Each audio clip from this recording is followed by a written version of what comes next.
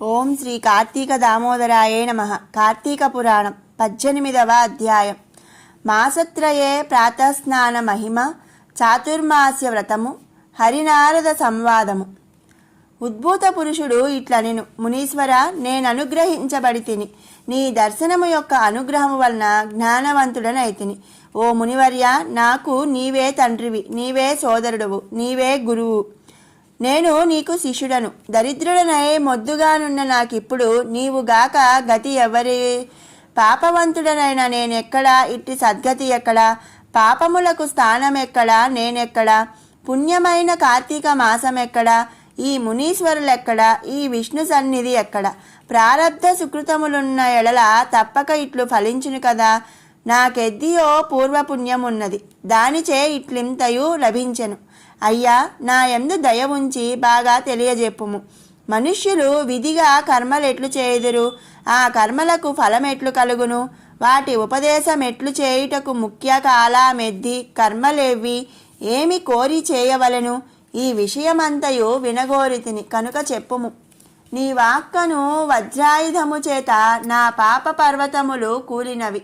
అంగీరసుడు పలికెను, ఓయి, నీవడిగిన ప్రశ్న చాలా బాగున్నది. లోకహితము కొరకు నీవడిగితివి కనుక నీవడిగిన ప్రశ్నకు సమాధానము చెప్పుత వినుము. అనిత్యమైన ఈ దేహమును ఆశ్రయించి ఇంద్రియకాముడై ఆత్మను మరచి దేహాదులను ఆత్మ అని తలచుకూడదు. ఆత్మకెప్పుడును సుఖదుఖాది ద్వంద్వములు లేవు.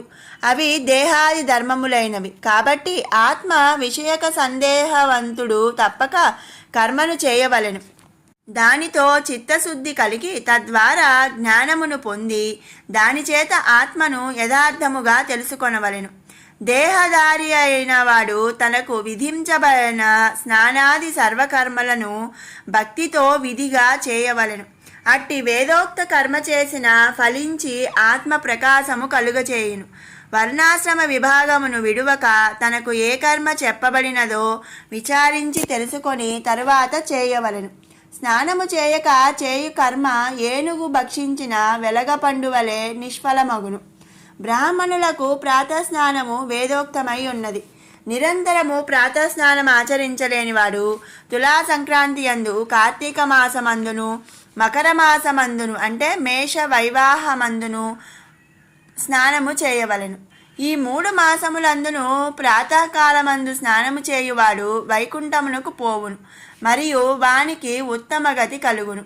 చాతుర్మాస్యాది పుణ్యకాలములందును చంద్ర సూర్య గ్రహణములందును స్నానము ముఖ్యము. ఇందు గ్రహణములందు గ్రహణ కాలమందే స్నానము ముఖ్యము.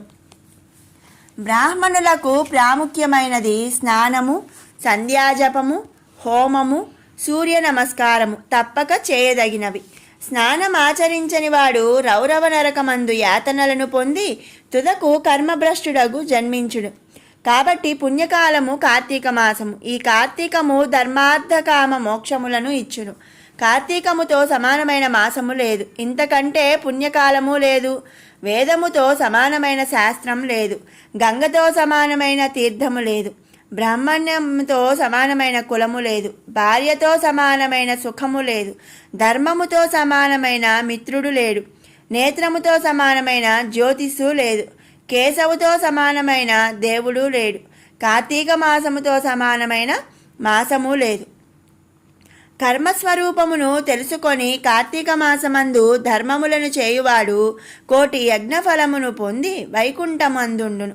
ఉద్భూత పురుషుడు ఇట్లడిగెను, అయ్యా, చాతుర్మాస్య వ్రతమని పూర్వము చెప్పియున్నారు. అది పూర్వము ఎవని చేత చేయబడినది? ఆ వ్రత విధి ఏమిటి? ఆ వ్రతమునకు ఫలమేమి? దానిని చేయువాడు పొందడి ఫలమేమి? ఆచరించు మనుష్యుడు ఏ లోకమునకు పోవును? ఈ విషయమంతయు సవిస్తారముగా చెప్పుము. అంగీరసుడు ఇట్లు పలికెను, ఓయి, నీవు ఈ మనుష్యులకు బంధువవు. నీ ప్రశ్నలన్నీయు లోకోపకారములుగా ఉన్నవి. సమాధానము చెప్పెదను, సావధానుడవై వినుము. విష్ణుమూర్తి లక్ష్మితో కూడా ఆషాఢ శుక్ల దశమి నందున పాలసముద్రమందు నిద్రయను వంకతో శయనించును. తిరిగి కార్తీక శుక్ల ద్వాదశి రోజున లేచును. ఇది చాతుర్మాస్యము అనగా 4 మాసములు చేయు వ్రతము. ఈ 4 మాసములు విష్ణుమూర్తికి నిద్రాసుఖము ఇచ్చినవి. అనగా హరి 8 మాసములు మెలకువతో ఉండి 4 మాసములు విశ్రాంతికై నిద్రించును. విష్ణువునకు నిద్రసుఖం ఇచ్చినది కనుక ఇది పుణ్యకాలము. ఈ పుణ్యకాలమందు హరిని ధ్యానించువాడు విష్ణులోకమును పొందును. ఈ 4 మాసములలోనూ చేసిన పుణ్యకార్యములు అనంతములగును. దీనికి కారణమును చెప్పెదను వినుము. ఈ విషయమందు నారదునకు హరి చెప్పిన కారణమును చెప్పెదను వినుము. ఈ విషయమందు నారదునకు హరి ఒక కథ చెప్పి ఉన్నాడు.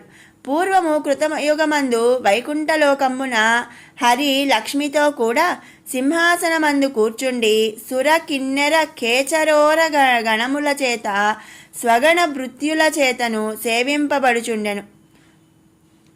ఖేచర అంటే ఆకాశ సంచారులు, ఉరగా అంటే సర్పములు. హరి ఇట్లుండగా భగవద్భక్తుడైన నారదముని కోటి సూర్యకాంతి గల వైకుంఠలోకమును గూర్చి వచ్చెను. నారదముని వచ్చి సింహాసనాసీనుడై 4 భుజములు కలిగి పద్మరేకుల వంటి నేత్రములతో ప్రకాశించడి విష్ణుమూర్తిని చూచెను. చూచి అమితానందయుక్తుడై నారదుడు విష్ణుమూర్తి యొక్క పాదములకు మొక్కెను. హరియు నారదుని చూచి నవ్వుచూ తెలియని వాని వలె ఇట్లనెను. ఓ నారదా, నీవు సంచరించు స్థలమునందు సర్వత్ర కుశలమా? ఋషులు ధర్మములు బాగుగా ఉన్నవా? ఉపద్రవములు లేకున్నవా? మనుష్యులు వారి వారి ధర్మములందున్నారా? ఈ విషయమంతయు ఈ సభలో చెప్పుము. నారదుడు ఆ మాటను విని ఆనందించి నవ్వుచూ హరితో ఇట్లనెను. ఓ స్వామి, నేను భూమినంతయు తిరిగి చూచితిని. వేదత్రయమందు చెప్పబడిన కర్మ మార్గము విడువబడినది. కొందరు మునీశ్వర్లు గ్రామ్య సుఖలోలురైరి. తమ తమ కర్మలను యావత్తూ విడిచి ఉండిరి. వారు దేని చేత ముక్తులగుదురో నాకు తెలియకున్నది.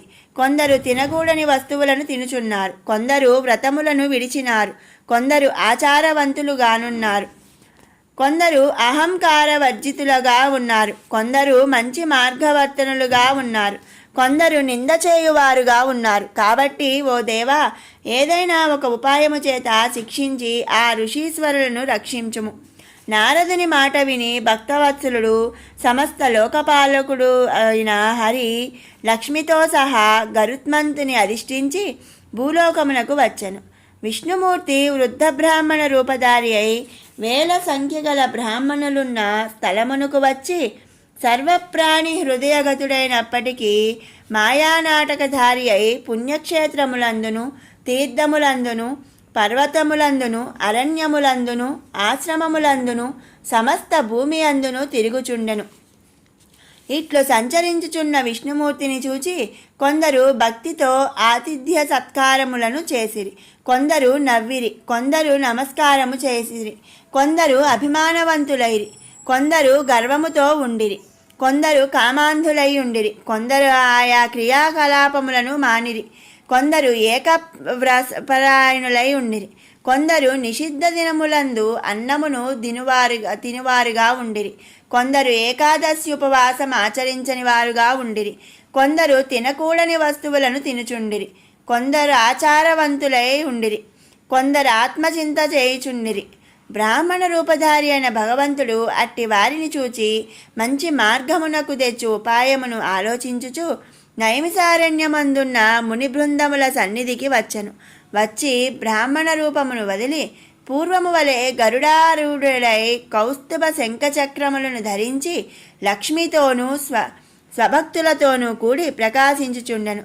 అచ్చట నుండి జ్ఞానసిద్ధులు మొదలైన మునులు వైకుంఠము నుండి తమ ఆశ్రమమునకు వచ్చి వచ్చినప్పటి వాడును అవిస పువ్వుతో సమానమైన కాంతి గలవాడును మెరుపు వంటి వస్త్రములు కలవాడును కోటి సూర్య ప్రభాభాసమునుడును అనేక సూర్యకాంతివంతుడును మనోవాచామ గోచరుడును దేవతాపతియును స్వయంభువును ప్రసన్నుడును అధిపతియును ఆద్యుడును అయిన విష్ణుమూర్తిని చూచి ఆశ్చర్యమొంది ఆనందించి శిష్యసుతాది పరివారముతో హరిసన్నిధికి వచ్చిరి.